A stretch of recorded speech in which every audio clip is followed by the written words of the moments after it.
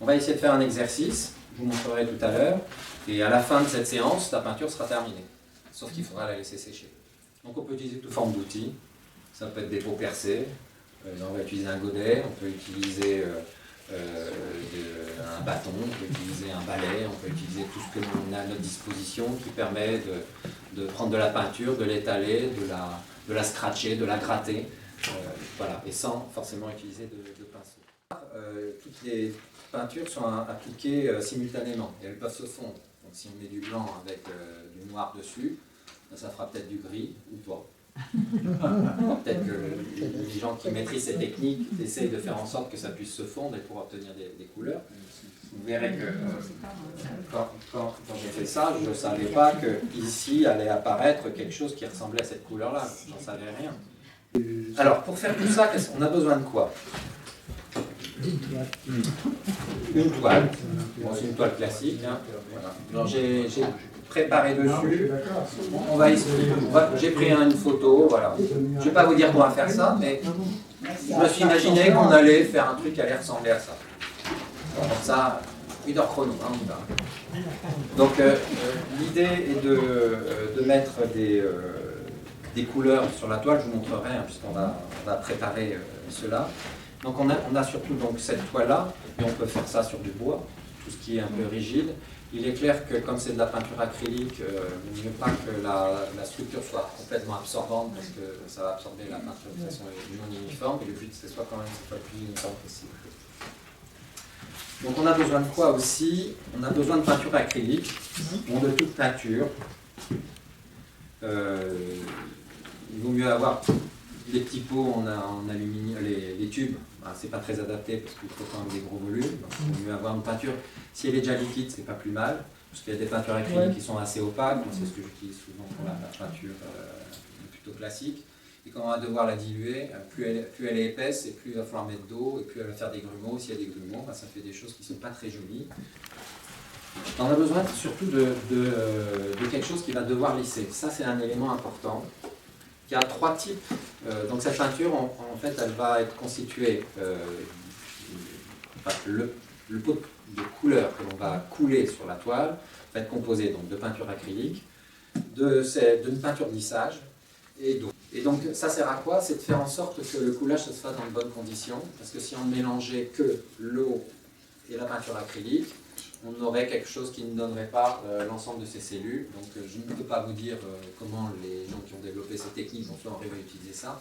Alors, on peut utiliser cette peinture-là, mais aussi de la colle vinylique. On va voir, vous avez déjà une seringue, parce qu'il faut pouvoir mettre de l'eau de la quantité que l'on désire. Après, chacun peut avoir sa technique, mais avec une seringue, ça permet vraiment de mettre au goutte à goutte. Si on le ben, ça, vous avez peut-être dans votre garage, c'est de l'huile de silicone. L'huile de silicone, bah, c'est pour huiler une porte, un vélo. Donc, on a besoin aussi, bah, vous avez vu, des godets, plein de godets, des petits, des grands, en fonction du volume que l'on a à utiliser. Il ne vaut mieux pas essayer de viser, de remplir le godet jusqu'au bord, parce qu'à un moment donné, on va le vider, donc sans mettre partout. Donc il faut essayer de faire attention. Ce sont des godets en carton, parce que là je vais les jeter, mais on pourrait imaginer avoir des godets évidemment en verre. Un outil intéressant, c'est la paille. On la paille en souffle dessus, parce que si on peut étaler un peu plus, on peut utiliser cette technique-là sans sopalin, elle n'est pas possible. Voilà. Enfin, elle est possible peut-être avec un grand couteau, mais je n'y lancerai pas. Et bon, même s'il n'est pas très grand, c'est un chalumeau. Vous allez voir qu'on va l'utiliser notamment pour faire des finitions et essayer d'ouvrir des petites cellules, parce que des fois elles ne viennent pas au sens que l'on veut, donc on peut en rajouter grâce à ça. Alors, je vais mettre des gants parce qu'on s'en met un peu partout. Et je vais essayer d'être propre.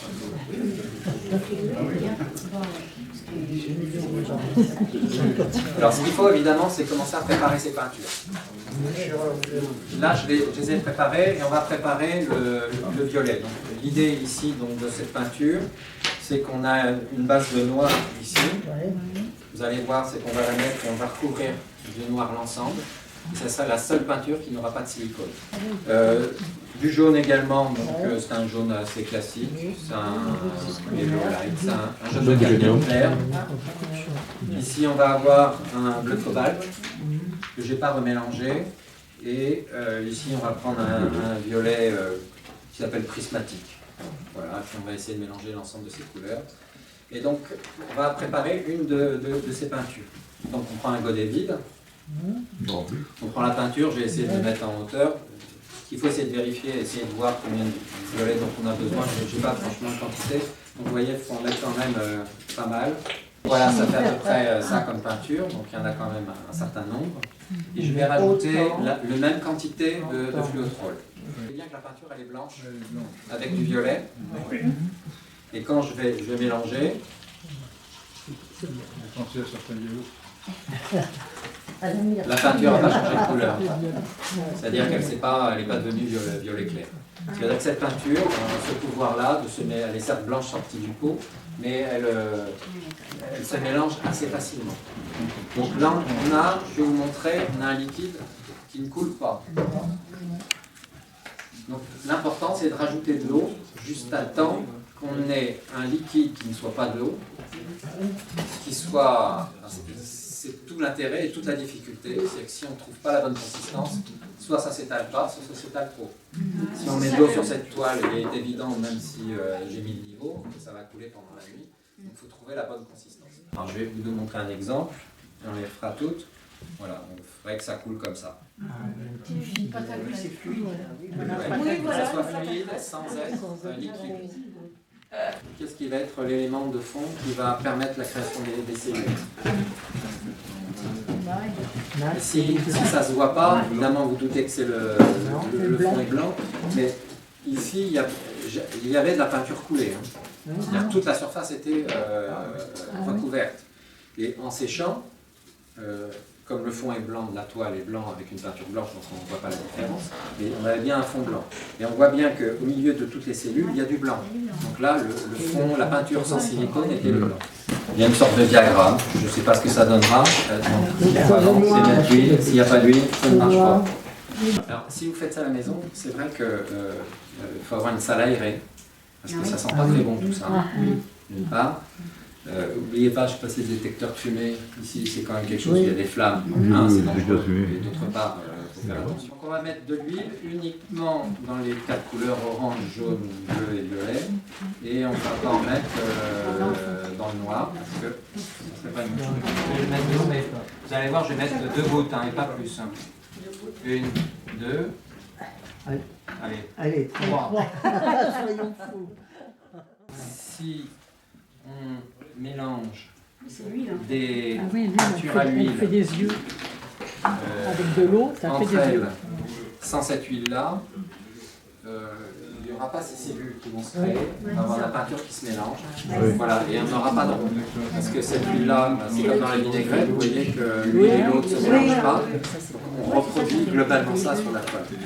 Alors une fois que l'on a, on remélange un tout petit peu, mais on ne fait pas mousser non plus. Voilà. Et on va mettre ces peintures petit à petit. Et donc c'est là que commence la peinture dite sale. Parce que ça va couler de partout. Et évidemment, on va recouvrir complètement la toile. Et il faut que ça déborde aussi.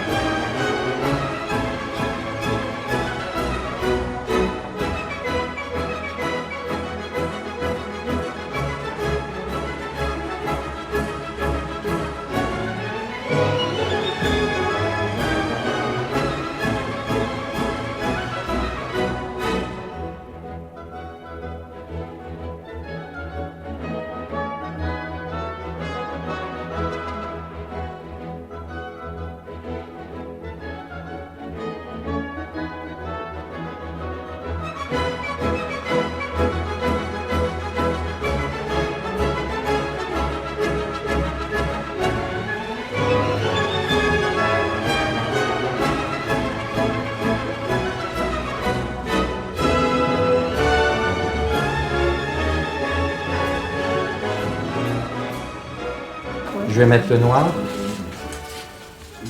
Je vais en mettre beaucoup parce qu'il faut que, une fois étalé, il puisse être entraîné sur l'ensemble de la surface. Je vais prendre le sopalin, je vais le poser quelques secondes sur la partie haute et après je vais balayer vers le bas et je vais essayer de rapatrier donc la partie noire sans silicone sur la partie avec silicone. Et on va voir comment ça se mélange. C'est la surprise. On est prêts? Allez. Écoute-nous, oui. Surprise. Je vais peut-être mettre deux couches parce que pour être sûr d'en est là. Wow. C'est tout noir. C'est tout noir. Presque. Et après, ça va. Après, c'est match. Bah, L'huile, ça vient ou ça vient ou ça vient ou ça vient Ah pas. là là. C'est en train d'apparaître. Essayer de voir. Alors, je vais vous montrer l'effet que peut avoir le gaz sur la peinture. C'est-à-dire que là où je vais en mettre, vous allez voir, c'est qu'il y a des cellules comme ça peuvent se créer. Voilà. Bon, vous voyez, donc là j'ai mis trop de noir. Donc de fait, on va envoyer un peu le principe que ça donne. Voilà.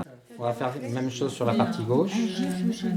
blanc feu, peut-être. Et de l'autre côté, simplement illuminé. Tu vois le rendu. Par les flammes. Ouais, faut essayer. Ce sera pour la démonstration. Donc là, vous voyez, les cellules apparaissent bien. C'est joli là. Mais moi, il faut que je fasse gaffe. On va essayer d'en rapatrier un petit peu. Ah, c'est comme ça. Là.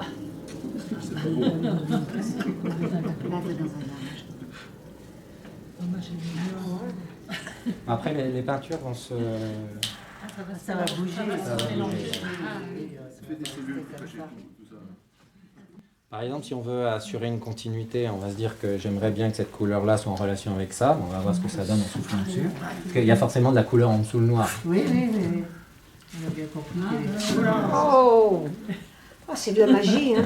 Ah oui, tout à fait. Donc, Tout à fait, on hein. fait revenir la peinture ou pas.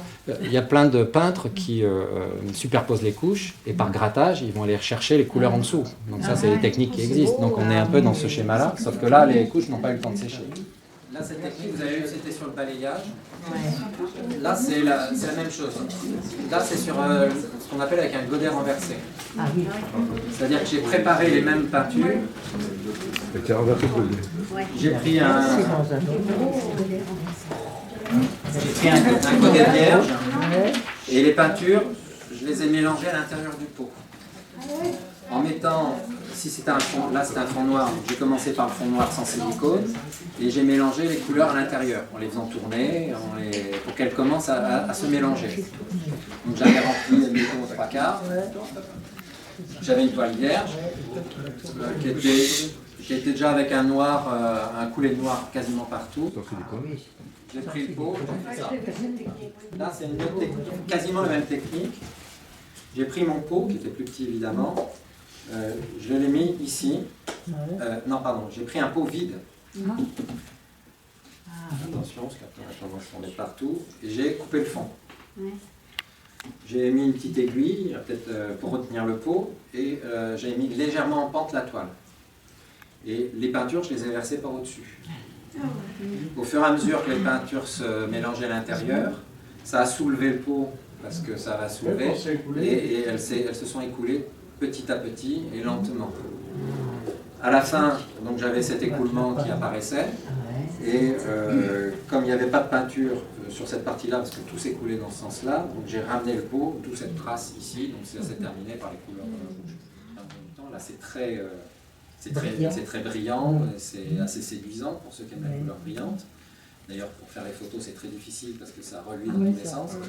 Ça va se matifier, alors on se dit mince, ça a perdu de la puissance, donc on va vernir derrière, et c'est pareil, c'est-à-dire qu'avec le vernis, on a souvent beaucoup de reflets. Donc ça, c'est un...